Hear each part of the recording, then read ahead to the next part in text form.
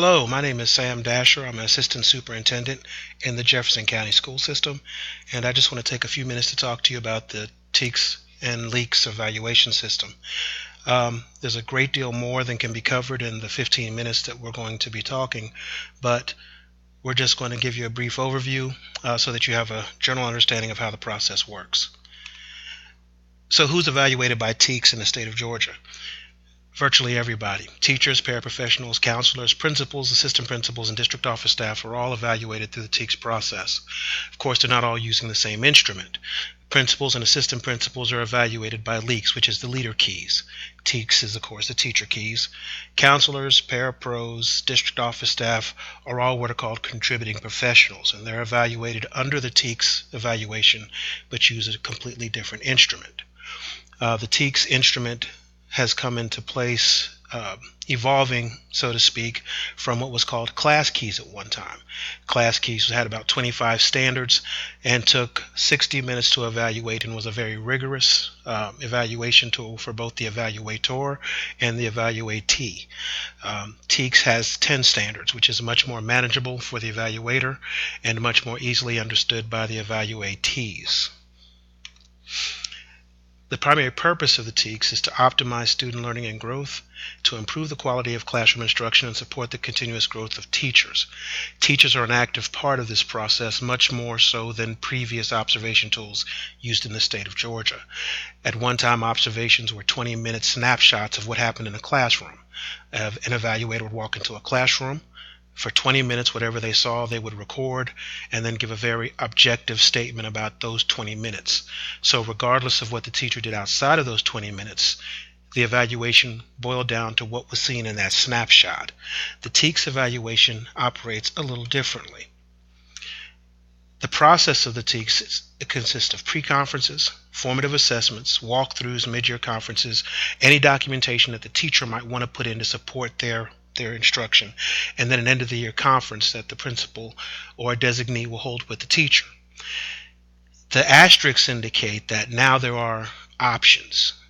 Veteran teachers who have established a very good track record through the assessment format can have what's called a flexible observation, which means that instead of the 2 formative walkthroughs indicated here and the 4 walkthroughs that are indicated here, they only need 2 observations, period.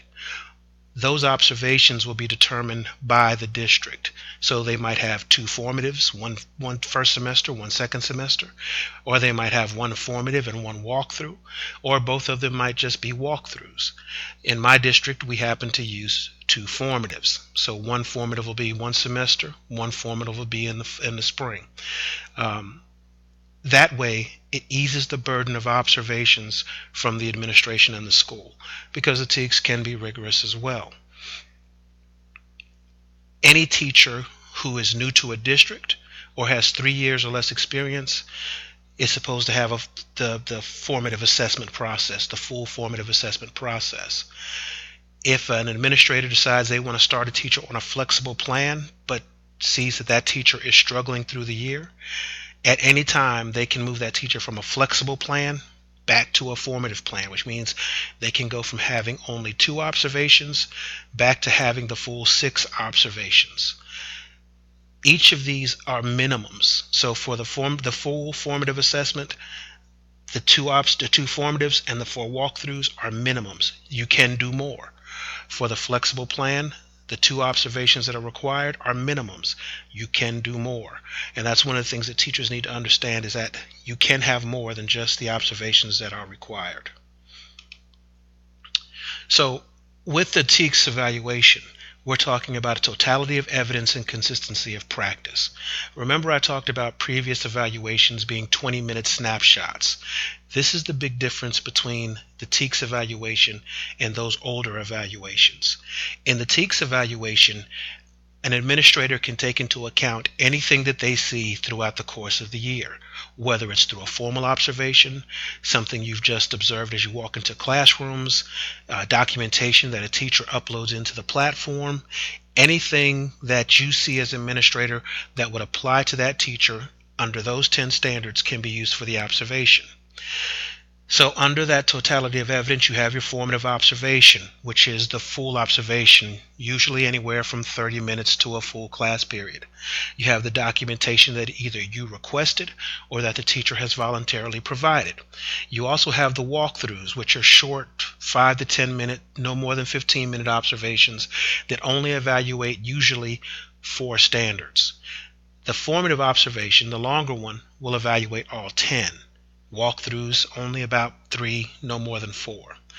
All of that evidence on this side of the fulcrum will amount to the formative assessment, or what's commonly called the summative assessment. That's the end of the year assessment that determines a teacher's overall evaluation score. In the state of Georgia, those evaluation scores are broken down to level 1, level 2, level 3, and level 4. Level 2 or below requires a notification to PSC that that teacher has not performed well. 2 level 2s in a row result in that teacher not being able to have their certificate renewed unless the district says that that teacher has followed through and successfully completed a remediation plan. So in the teacher key system, it's made up of 3 different parts. You have the teacher assessment on performance standards, or the TAPS, which is 50% of the evaluation. The student growth piece, which is either end of course test, end of grades test, or pre and post test, or what we used to call student learning objectives, or SLOs, which is 30%. And then the professional growth piece, which is 20%. At this point in the implementation process, the only 2 pieces that count towards a teacher's evaluation are the TAPS, the 50% piece, and the professional growth piece, which is 20%. The student growth piece is slated to come on in the next year, but there's still some discussion about whether or not it will actually count. Superintendents are made aware of those student growth scores, so the superintendents of each district have the scores. Some of them share them with principals, but they still don't count towards teacher evaluation. There are 5 domains and 10 standards in the TKES. The domains are planning, instructional delivery, assessment of and for learning, learning environment, and professionalism and communication. The 10 standards fall underneath each of those domains. The 10 standards are what teachers are evaluated by. As an administrator, you will have a rubric, and this is a very detailed image of that rubric. The domain is at the top, the instructional delivery. The performance standard is listed here with an explanation of what the performance standard is. The performance indicators below the standard give you an idea of what you might see as a teacher seeks to fulfill that standard. Those are just suggestions. That teacher may do something very different than what's in the performance indicators and still meet the goals of the standard. And then the performance appraisal rubric is at the bottom.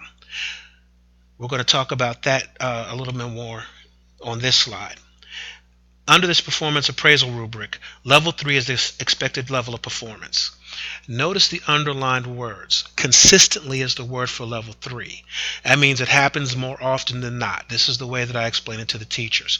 If I come into your classroom 8 out of 10 times, no less, I'm going to see this in place.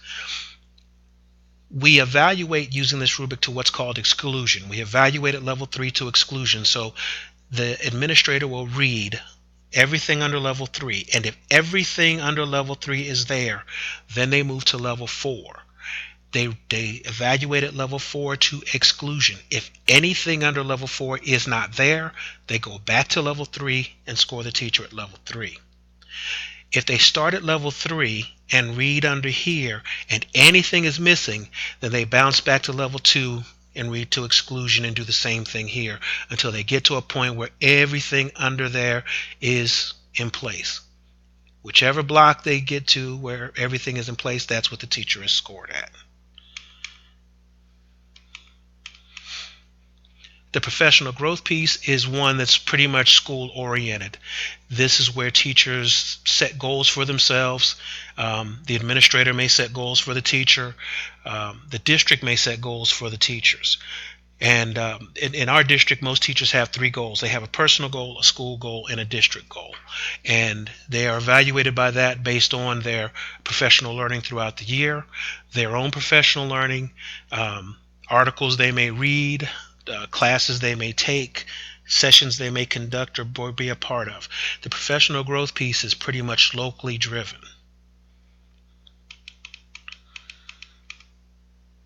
This is just a quick snapshot of what the platform looks like. Each of these folders are a different section of the TKES evaluation. This is the teacher view, but when you log in as an administrator, it looks the same way. You're able to go in and see exactly what the teachers see. When you click on each of the activities, they expand into larger windows so that the teachers can put information in, or you can go in and do an evaluation, and the teacher can go in and see that evaluation. These are expandable folders, expandable windows. And there are several of them there for the orientation, the self-assessment teachers have to do, the teacher assessment for performance standards. That's where you as an administrator would go in and do your evaluations. So everything you would need to conduct an evaluation is in the platform. And as I said, there is a self-assessment piece here the teachers have to do, but these last three slides are pretty much just here so that you can see exactly what it is that teachers see when they go in. So next what we're going to do is I'm going to switch over very quickly so that you can have a quick look at the leader keys.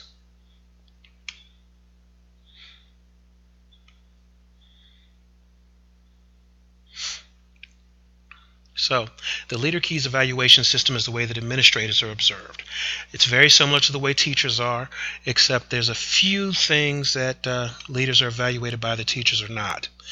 So you notice under the Leader Keys here, there's the Leader Assessment of Performance Standards, which is basically the observation piece, but that's only 30%.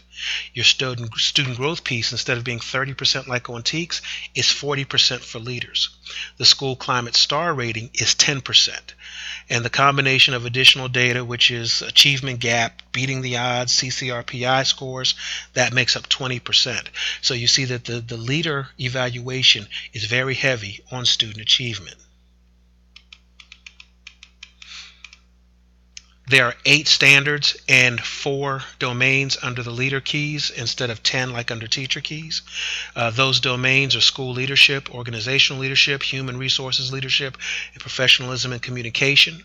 If nothing else, what you need to understand from the domains and standards and then from the weights that they're given in the leader observation is they are expecting school leaders now to be curriculum leaders. They're not expecting you just to come in and be managers. They're expecting you to be able to come in and lead a school through achievement or to high achievement and through curricular change if it's necessary.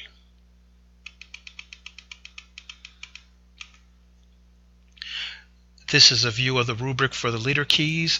It's very similar to the one that we saw for Teacher Keys. The domains at the top, performance standard here, the performance indicators are here, and the performance appraisal rubric is below. And again, these are all the pieces that make up the LAPS process. The orientation, self-assessment, and pre-evaluation conference that principals would be expected to do. The formative assessment process, which is pretty much a conference. It's a discussion back and forth, an ongoing discussion with that leader and their supervisor. Assistant principals would have it with the principal. The principal would have it with the superintendent or their designee. And then at the end of the year, you have a summative assessment and summative conference.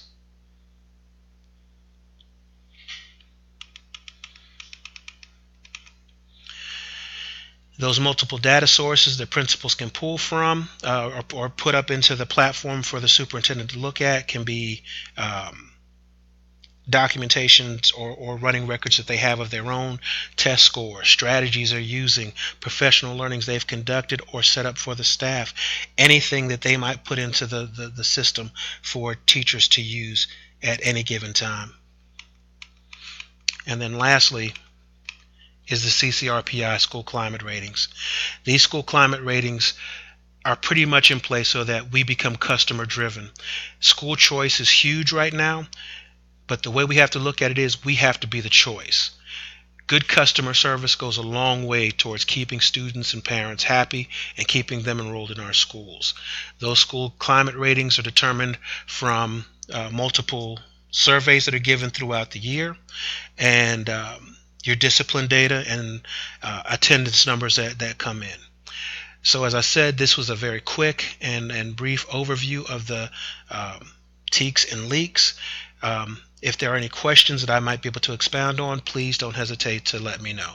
Thank you so much for your attention. Have a good evening.